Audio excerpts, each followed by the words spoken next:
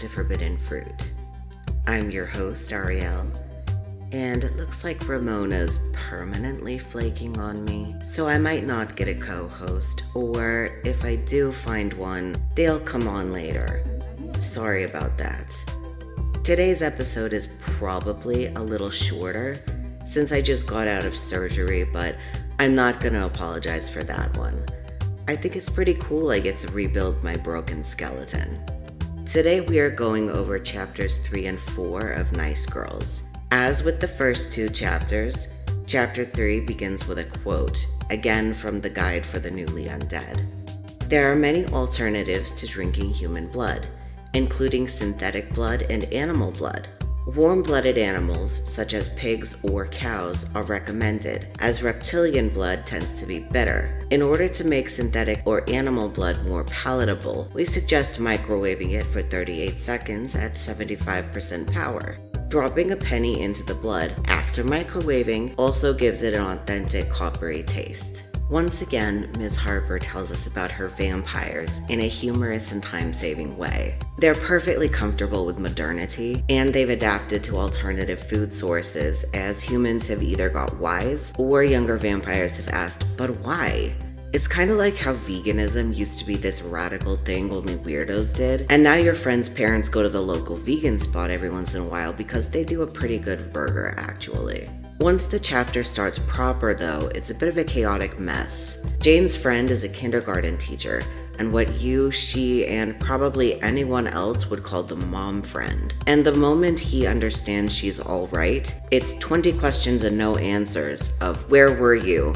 And why are you dressed in a man's pajamas? And are you okay now that you're fired and the whole world knows about it? Because if you recall, this is rural Kentucky, where everyone knows everyone, or at least you know a guy who knows a guy. Through sheer happenstance, Jane learns she has some vampiric ability of hypnotic control, though it's limited to shutting Zeb up for about a minute, in which we learn that he's always like this, and also he looks like Steve Zahn, with brown eyes and less impulse control.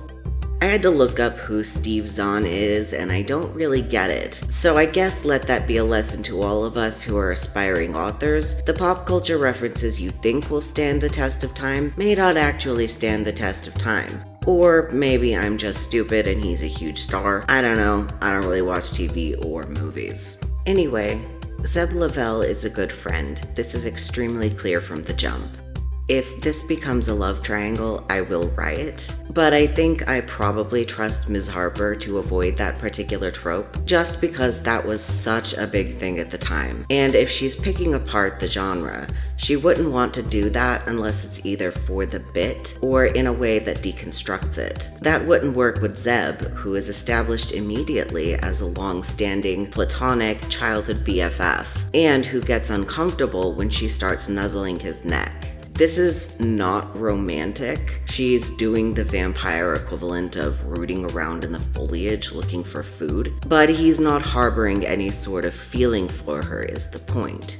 Also, her teeth grow when she's hungry, which I know isn't unique to this, but I still think it's cute, especially since she describes it as a weird, uncomfortable sensation. It's body horror adjacent, more puberty than horror, but then isn't that the same thing? Who wasn't horrified when their body changed without their permission?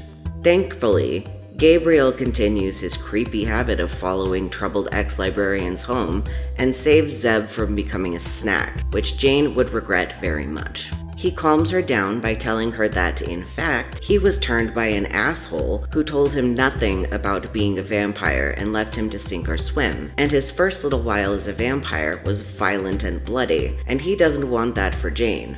I like that even though that's kind of an ugly and awful story, it's not like something that makes Gabriel the dark and broody type. He's factual about it, and it might come back later in some capacity. But he doesn't hide it or make it his dark backstory, or make his dark backstory his entire personality. He's actually been pretty forthcoming and careful with Jane, even though he's weird. The note I wrote there is, they're both so stupid. Poor Zeb. He's just lying there asleep under Gabriel's hypnosis while they're hashing out how Jane's siring should work. Apparently, it's difficult for newly turned vampires to control themselves. They'll eat more than they should, they're unreasonably territorial and aggressive, stuff like that. Sometimes I get annoyed about the trope of newborn vampires being uncontrollable, but then I think about how when I was a kid, I used to put my hands over my ears even in public settings before I...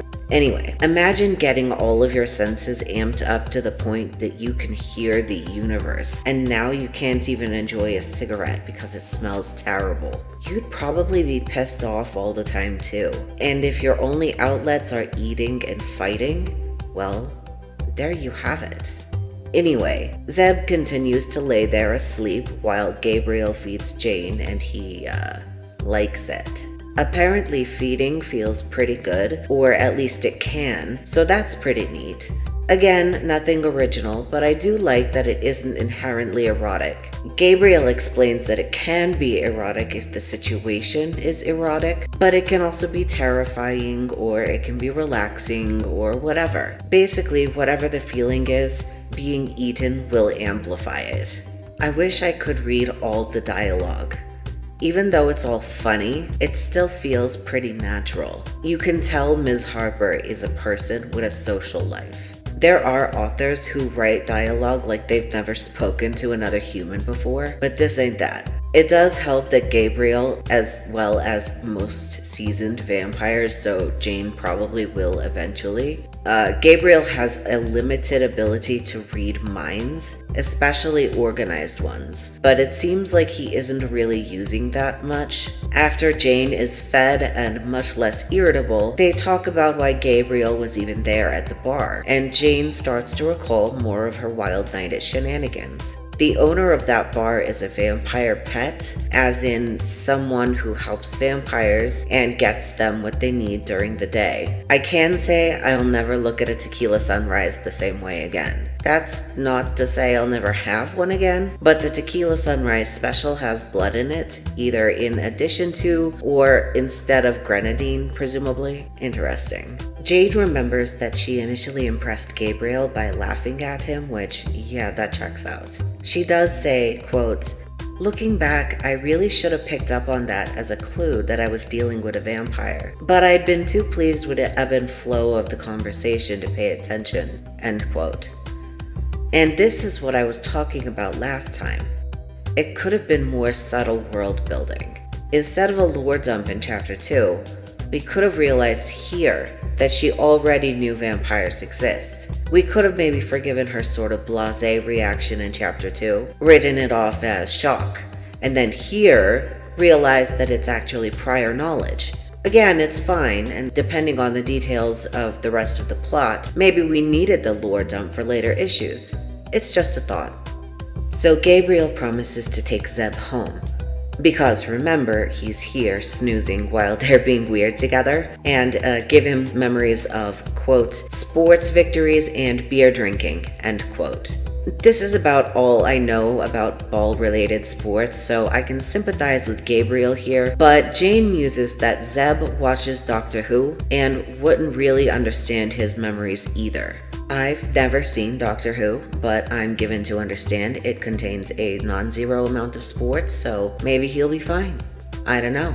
At this point, Jane attempts to have her post-death meltdown, but she's thwarted by finding out that she lives in a haunted house, specifically haunted by her great-aunt Jetty, who used to own the house and left it to Jane. This is played for laughs, but I foresee a terrible fate for Jane if she isn't allowed to grieve a little. The appearance of Aunt Jetty allows us to get a little background on Jane's family. Jetty and Jane were close, but Jetty and Jane's grandma Ruthie were enemies and sisters. Quote, "Grandma Ruthie and her sister Jetty hadn't spoken a civil word in about 15 years. Their last exchange was Ruthie's leaning over Jetty's coffin and whispering, 'If you'd married and had children, there would be more people at your funeral.' Of course, at the reading of Aunt Jetty's will, Grandma Ruthie was handed an envelope containing a carefully folded, high-resolution picture of a baboon's butt. That pretty much summed up their relationship." End quote. This makes me sad. I'd never say that to my dead sister, but I get the vibe. Complicated families are dark fiction staples. Jane's family is complicated. This is another one of those things I could spend weeks fixating on, but I won't. As a certified gay, I may be legally obligated to read deeply into anything remotely queer-coded, but I'm not actually legally obligated to make it anybody else's problem. You're welcome. Anyway, we get a title drop during this little backstory. Jetty was responsible for teaching Jane about things like sex ed, where her mama gave her a very different talk titled, quote, "Nice girls don't do that, ever." End quote. I get the feeling Jane's gonna be unlearning some bad lessons now that she's a vampire, and a whole new world is open to her. This might be a comedy, but it doesn't have to be void of substance. We also learned that Jane kept misplacing her car keys because Jetty kept taking them. Literally, the haunting was just Jetty trolling Jane. Amazing. Chapter 3 is definitely pointing us in a specific direction, but what that direction is, I couldn't tell you. Chapter 4 begins thus. Loved ones may be upset by your unexplained 3-day absence. If you're not comfortable talking about your newly risen condition, try plausible explanations like a severe stomach flu, emergency dental surgery, or temporary amnesia. From the Guide for the Newly Undead. The chapter begins with an absolute jump scare for those of us who have, let's say, strained relations with family. Jane's awoken by a phone call from her mama, who doesn't even say hello. She begins her call by saying it's jealousy, referring to Mrs. Stubblefield's firing of Jane prior to Chapter 1.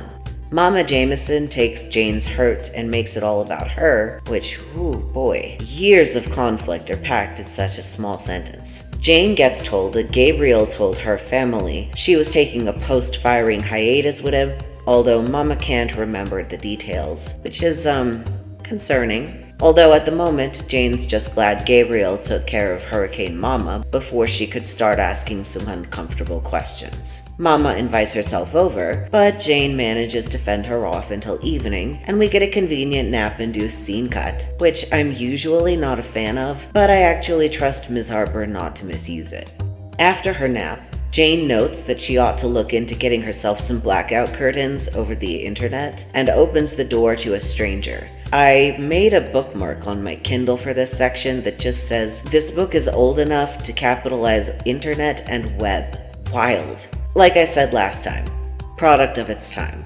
Speaking of products of their time, the stranger, Missy Houston of the Newly Undead Welcoming Committee, Kentucky Division, is treated with all the grace and politeness Jane can muster after her ordeal, invited in, and allowed space to give Jane her welcoming speech, which is honestly more than I could do, even though my own family has a similar attitude toward hospitality. Thankfully, I also learned practicality and self-preservation, something Jane needs to learn, clearly. Missy is a famous...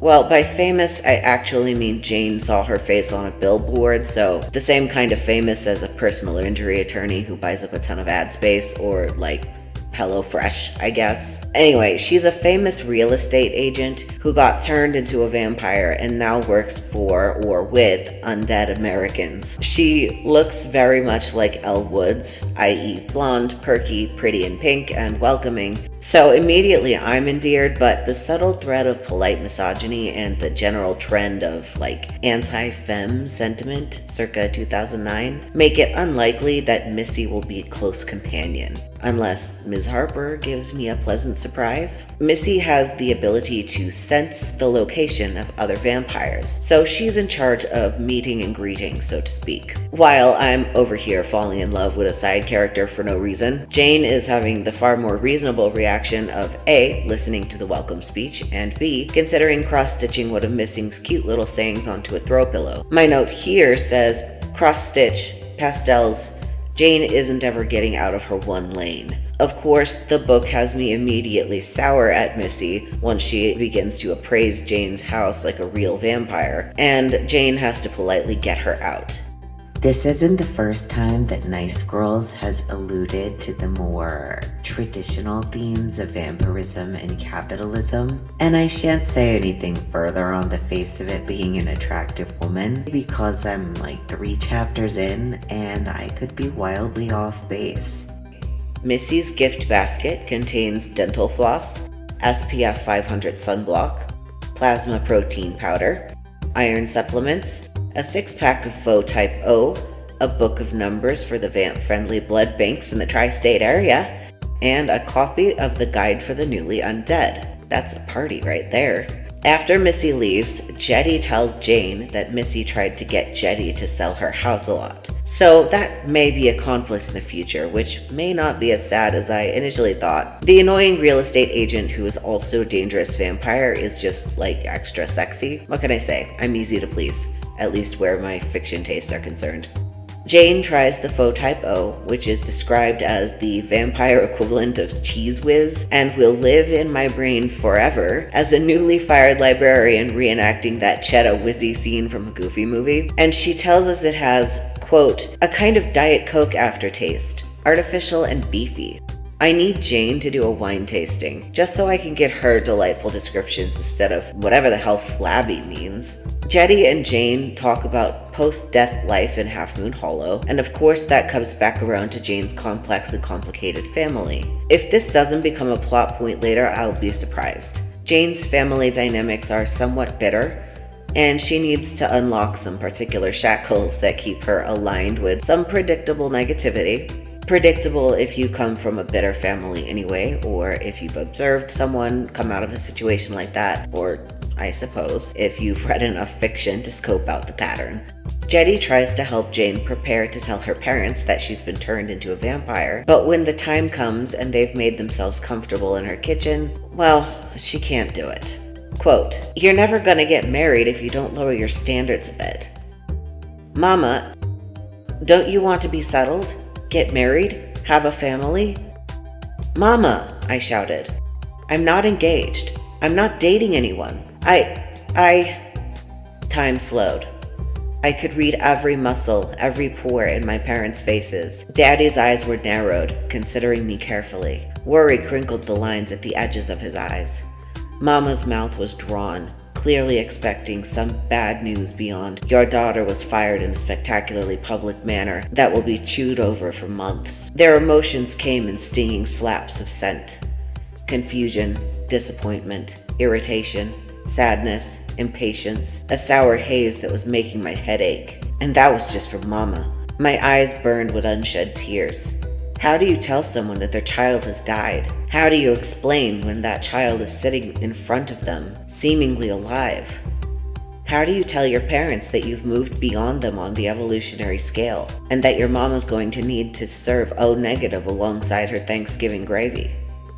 Well, I didn't, because I'm a great big coward. I'm not ready to date anybody right now, Mama, I said, swiping at my eyes, and I'm not going to move back home. I just need some time to focus on finding a job and figuring out what I'm going to do next. I'll be fine. End quote. I take back what I said last time. These vampires are definitely queer-coded, and it is definitely deliberate. Dear God, anyone who has tried and failed to come out before can relate on a visceral level. Jane only barely manages to escape coming out of the coffin to her parents by redirecting the conversation to her broken down car, which Hurricane Mama latches onto immediately, and Jane is able to get them out of the house with less trouble than she might have if her car hadn't broken down. Then again, if it hadn't broken down, she wouldn't be here in the first place, would she? We are treated to another little tidbit that shows the complexity of Jane's relationship with her parents. She struggles to connect with her mama, and her mama struggles to show Jane that she loves her in a way that Jane can appreciate. But Jane loves her mama dearly anyway.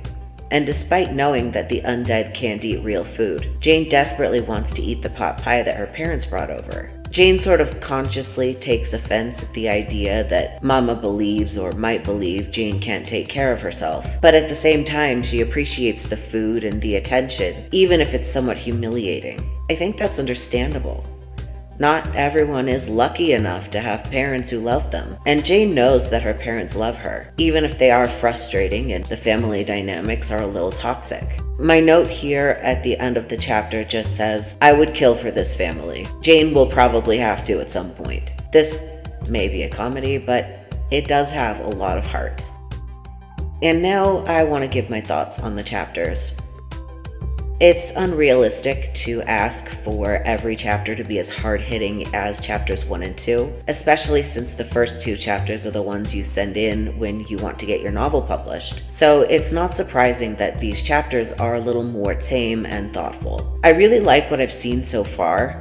I don't love everything, and there are some things that I do have some criticism for. But overall, I think Ms. Harper does a good job of holding me here without overwhelming me with lore and details that I won't remember if she just throws them at me and leaves. Where the first 2 chapters are more dedicated to the world Jane lives in, the next 2 seemed more interested in the people she's surrounded by. Both are important concepts in fiction. I know there are people who are solely interested in unique world building, and there are people who couldn't care less if the story takes place in a void as long as the characters have chemistry and the dialogue is on point. But in my opinion, a good novel needs to be well-rounded, and this definitely is so far. I'd like to talk for a moment about the very, very, very obvious metaphor. I'm absolutely in love with this whole vampires are actually just the queers idea, because even though I'm a little tired of queer metaphor, especially when the metaphor in question is an invisible and/or monstrous state, in this universe, vampires are a visible population. They may have super strength and speed, but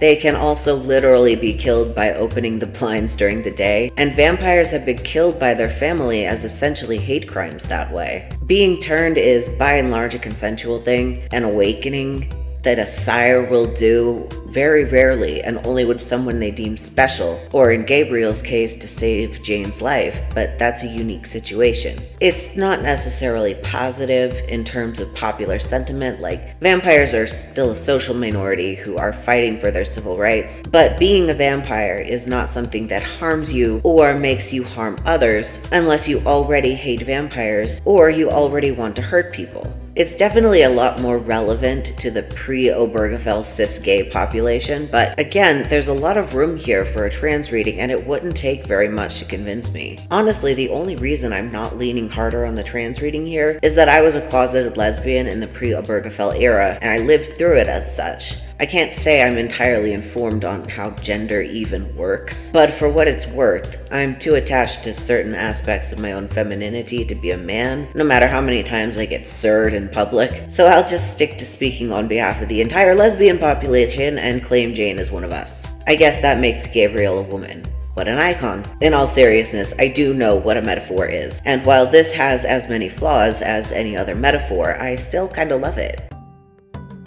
This is the part where we transition into our themed discussion for this episode. Family isn't always engaged with as a topic, especially in the dark fantasy or rom-com genre. You might see somebody with a so-called dark past speak on their conflict with their family, or like, we could definitely make an argument for family being the driving narrative behind the Twilight series, you know, with Bella's inconsistent parentification and desire for a family that loves and wants her or whatever, but often whatever family themes we want to discuss, it ends up being things we read into the work, or stories we take away from the work because of our preconceived notions. Dark fiction often uses the trappings of family as a driving force rather than explores family in depth, but when it does, I think it's really fertile ground.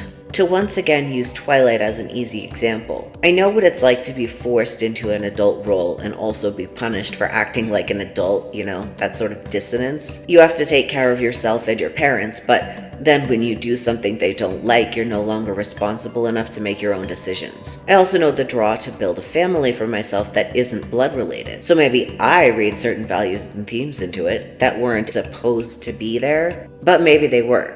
And that's a good avenue for maybe another series or another book or, you know, just another discussion. I do think it's important not to look at every story and see something dark behind it. I'm not an incredibly online person, but I've seen enough dark side of or dark meaning behind titles to know it's a pretty popular genre, taking media and putting a darker spin on it. It's important to remember that sometimes a person who goes on to fall in love with a werewolf can come from a perfectly kind and loving family. Furthermore, a complicated family dynamic doesn't have to be dark or abusive or a tragic backstory. Families are complicated. People are complicated, and when you put them in a complex structure, sometimes they have conflict. A believable family dynamic will be textured and multi-layered.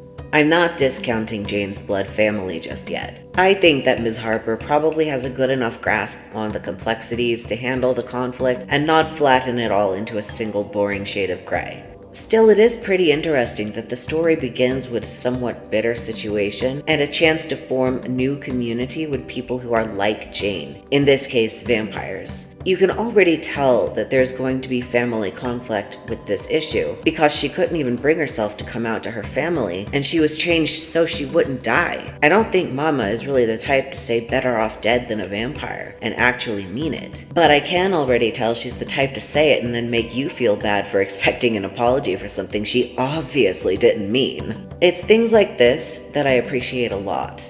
You can do everything else right in a romance, but if you don't flesh out the protagonist's world, if they just live in a void with hollow NPCs for company, it won't land well. Of course, that's just my opinion, but family is a huge aspect of where we come from, even if it's a lack of family. A lonely and isolated person is going to have a different reaction to the same stimulus from, say, a person with supportive parents and siblings behind them. And family doesn't have to mean blood relations. We build families all the time. My best friends are my real family. I have a friend who's adopted, and she claims her sister who's also adopted, but nobody else in her family, blood or adoptive. Families grow or shrink or change depending on our life experiences and our choices. In dark fiction, you're likely to encounter the darker elements. It's in the name, dark fiction. If the protagonist has or had a good loving family, it's likely that something has happened or will happen soon after the beginning to fuck up that relationship, from a falling out to death. If the protagonist has or had an unstable or unsupportive family, the story is of course going to incorporate that in some way, at least if it's a good story. I think we can all agree that not every author is perfectly competent, and not every story makes the most logical sense, but it's not hard to get from point A to point B. To some degree or other, most authors, even the less competent ones, know how to wield a sort of shared experience to help create the darker atmosphere they're going for, even if the topic isn't one they actively engage with. Sometimes that's even a good thing. Sometimes it's good to allow your work some room to breathe on its own, and allow your readers to read into it, even if they're ultimately wrong about your motivations or your intentions. But that's just my opinion too. You might have a different one, and that's fine. There's a lot I could say here about building a family, making one for yourself in place of, or in spite of, or even just alongside of blood relations. There's almost always some element of this in any work that features a transformation of some kind, and that's not surprising. When you become a new person, or at least allow the person you already are to become visible, you open yourself up. You have an opportunity to build a community, and you also have the risk of being rejected by the community you're already in. YA fantasy does this well in a lot of places, community as family as community. And although adult fantasy isn't as good, I don't think that's necessarily because adult authors are worse. I think it's because adults often forget the importance of having that community. For kids, it can feel like the most important thing in the world, behind the cute girl in history class you've never spoken to. But adults, at least adults in the target demographic for the literature I'm talking about, they tend to be more isolated. They've drifted away from the intense need for community, and to be honest, I don't think we're better for it. I didn't get my first real loving family until I was in adulthood, and I can't imagine going through life without ever having that. I can't imagine what it would be like to be cut off from those family ties because I'm, too old for it to matter anymore? Last time I had 2 examples to talk about. I went over each one in some detail, and then I closed out the episode. This time, I'm going to make 2 recommendations and then keep it much tighter, partially because I don't have a co-host to bounce ideas off of, and partially because I'd like to keep these cut down to a reasonable length of time. We'll see how this plays out. I'm willing to go back and try it the other way if that was better. My first example is a crime thriller called Grotesque by Natsuo Kirino. I will always end up recommending it sooner or later because it's an absolutely wonderful book. But I think it really fits in with the theme of today's episode. Without giving away too much, it deals with toxic and complex family dynamics, gender roles, politics, and sexuality in a way that ends up a bit haunting. The author's Japanese, and because I don't know anything about Japanese politics, I can't speak to the veracity of the overall messaging, but it didn't feel like she was necessarily throwing a message in our faces anyway. It wasn't entirely clear to me whether the author even had an opinion on her own protagonist's conclusions. I like Natsuo Kirino, so I have my own suspicions, but I genuinely don't want to give anything away. You should pick it up at the library if you want to spend a day or two reading about a fucked up family going through some fucked shit. Honestly, it is wonderful. My second example is this Icelandic movie I saw that you might have to just trust me on if you can't get your hands on it. The premise of it's called Astropia, and the premise is that a woman is forced to find her first job after her rich boyfriend is arrested for fraud, and she finds one at a tabletop gaming and comic book shop. She ends up building a family with a bunch of nerds, and instead of being lonely and isolated with only her distant blood relations sort of tutting over her bad decisions, when she's kidnapped, her new family ends up coming to her rescue in a bonkers scene you can only get from a tabletop gaming movie from, 2010 or so, maybe a little earlier. It's great. It made me smile during a very dark time in my life, and I suggest watching it. I'm not sure there's a version of it in English, and again, I don't know anything about Icelandic politics or culture, so I could be way off on how realistic it is for a bunch of gaming nerds to band together to form community and love each other so well in Iceland. But, that could happen here. I also can't speak to how accurate the subtitles are, but at the very least, they seem to paint a nice picture that's cozy and fun. And just go watch it. It's great. I'm sure you can find it. I would apologize for recommending two vastly different works, both in tone and in the actual medium, but I'm not actually sorry. They're both very good and very worth checking out, especially if you're into works that explore family dynamics, whether that's blood relation or found family or both. If you listen to the end, thank you for your patience and your interest. I hope to continue to entertain, and I'm open to feedback on the overall presentation of this show. I've been Ariel with Forbidden Fruit, and until next time, stay tuned.